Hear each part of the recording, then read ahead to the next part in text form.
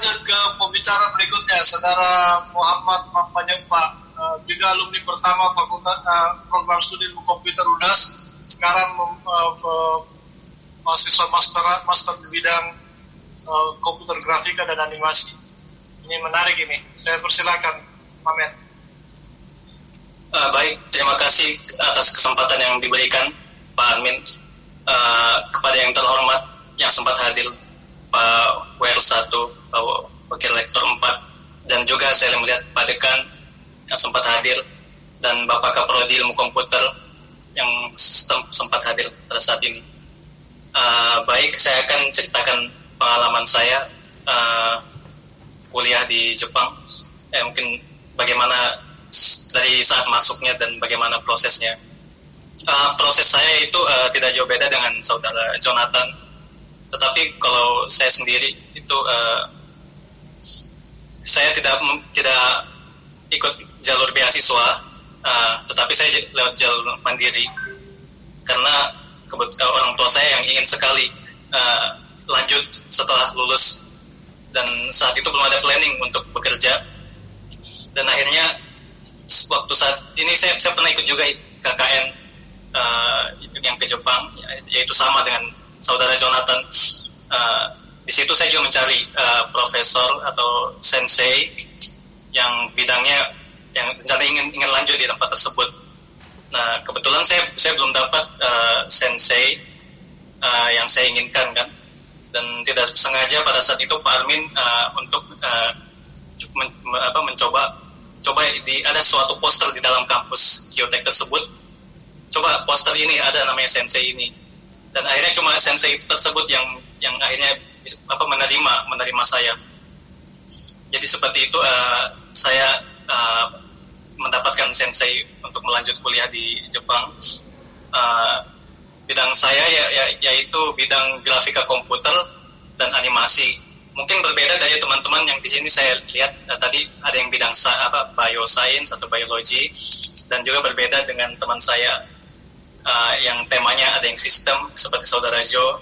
Saya sendiri bidang grafika dan komputer, di mana bidang tersebut itu lebih mempelajari pembuatan atau visualisasi animasi yang mungkin teman-teman familiar dengan pembuatan game atau animasi tersebut.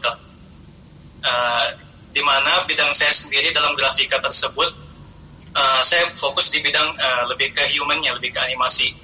Jadi saya di sini itu dalam bidang human juga itu saya istilahnya animasi dibuat sendiri. Jadi kita yang mungkin teman-teman bisa melihat semacam motion capture atau alat penangkap gerak itu kita sendiri yang buat, dan kemudian dari hasil animasi tersebut itu menjadi sebuah data yang dimana data tersebut kita olah dengan menggunakan algoritma dan masing-masing.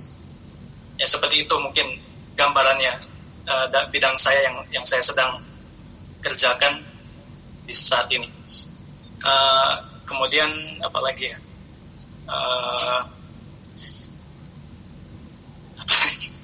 Kehidupan sehari-hari Pak. Oh ya, mungkin kuliah ya, mengenai kuliah ada beberapa tantangan yang teman-teman yang harus dilewati, sama seperti tadi Kak Arima ceritakan ya, naik turun istilahnya ya, karena lecture di sini atau kelas di sini itu sebagian ada yang menggunakan bahasa Jepang, dan alhamdulillah sih ada yang support. Misalkan reportnya harus kumpul bisa bahasa Inggris, oke. Kemudian seperti itulah tantangannya. Jadi mungkin poin yang saya ingin sampaikan ke teman-teman yaitu permantap bahasa ya, atau mungkin calon teman-teman yang ingin melanjutkan studinya. Saya harap teman-teman bisa mempelajari dasar-dasarnya, minimal dasar-dasar bahasa Jepang bagaimana, terus kemudian tata krama atau sopan santun dan kedisiplinan di sini. Jadi saya kira itu ya, penting juga ya bahasa. Selain teman-teman yang saya dengar sebelumnya, mereka lebih menceritakan research-nya. Jadi kalau teman-teman mungkin bisa menggali bahasa ya, itu akan mempermudah teman-teman juga darinya teman-teman mengurus dokumen atau tinggal di sini, sehingga tidak kesulitan atau tidak mengalami hal-hal yang tidak diinginkan. Karena jujur saya sendiri bahasa saya masih kurang, saya masih belajar. Saya jadwalkan rutin. Di samping saya research, saya juga belajar setiap hari minimal menulis atau komunikasi. Meskipun di saat pandemi ini saya belajar secara mandiri bagaimanapun caranya, ada mungkin melalui fasilitas internet yang sudah disediakan. Kemudian apalagi Pak, saya bingung juga. Atau nanti pada saat tanya jawab ya. Oh ya Pak, mungkin singkatnya seperti itu sih, karena waktu yang disediakan hanya 5 menit tadi oleh saya mungkin bisa teman-teman yang lain ceritakan.